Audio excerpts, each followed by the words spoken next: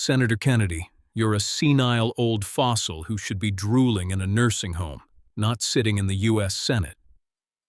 The words cracked through the House Financial Services Committee hearing room like a whip, each syllable calculated to wound. Maxine Waters stood behind her microphone with the bearing of a prize-fighter who'd never lost a bout, her famous finger already jabbing the air for emphasis.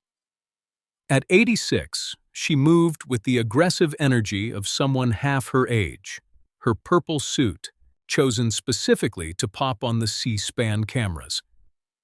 Behind her, a carefully orchestrated crowd of supporters packed the gallery, their matching T-shirts reading, "Reclaim Our Time," as they chanted a rehearsed slogan, "Retire, retire, retire." She was live streaming to nearly 500,000 viewers, where fire emojis blurred across the screen in constant affirmation. Across from her, John Kennedy sat at the witness table with the stillness of a heron waiting for fish.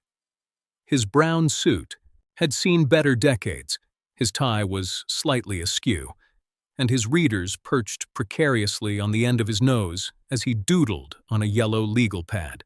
To any observer, he looked exactly like what Waters claimed: a relic, an anachronism, a man overwhelmed by the modern world. Yet, when Waters taunted him about needing an ear trumpet from the last century, Kennedy looked up slowly with a gentle smile. "Oh, I hear you just fine, Ms. Waters. The question is, can you hear your constituents from your $4.5 million mansion?"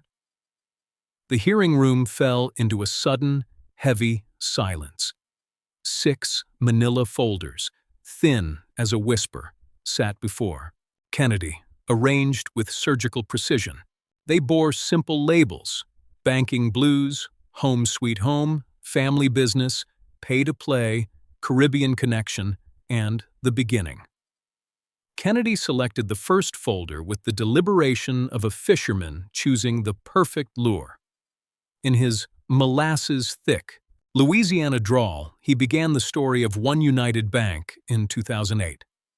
It was the smallest bank in Massachusetts, but it was special because Waters' husband owned $350,000 worth of stock in it. Despite the Treasury rejecting the bank for bailout funds 3 times due to its instability, a miracle occurred after Waters' personal intervention. $12 million in taxpayer money was funneled into its coffers. Kennedy played a video deposition of former One United CEO Kevin Cohey, who had taken an immunity deal with the FBI. Cohey confirmed that Waters promised the bailout if the bank played ball. Furthermore, $75,000 appeared in her husband's consulting account just 2 weeks later, traced back to a subsidiary in the Cayman Islands. Kennedy's conclusion was devastating. Using your public office to enrich yourself is called corruption. Using taxpayer money to save your husband's investment is theft. Next came the Home Sweet Home folder. Kennedy spread a large map across the table, circling Waters' 43rd Congressional District, where the average income is $47,000, and marking a large X over Hancock Park, an ultra-wealthy neighborhood 12 miles away. He revealed utility records showing the Hancock Park mansion consumed nearly $3,000 in electricity monthly, while her official district residents paid only a $45 maintenance fee. GPS data from her official vehicle and Ring doorbell footage from neighbors proved that Waters only visited the district house twice in a year, staying less than 10 minutes each time just to film news segments. Kennedy declared, "Lying about your residency is not just a constitutional violation, it is a felony." The drama reached a fever pitch as the family business folder was opened. Kennedy exposed that Waters' campaign had paid $2.1 million to her own family members. Her daughter received $750,000, for outreach services with no tangible work product. Her grandson, Mikhail, was paid $240,000 while still a student. Kennedy produced timesheets showing Mikhail working 16-hour days for the campaign, on the exact same days he was posting vacation photos from the beaches of Cancun. In the gallery, Maxine Waters stood up, his face a mask of shock, shouting, "Grandma, you said it was all legal!" before fleeing the room in tears. The fatal blow came from the Haiti folder.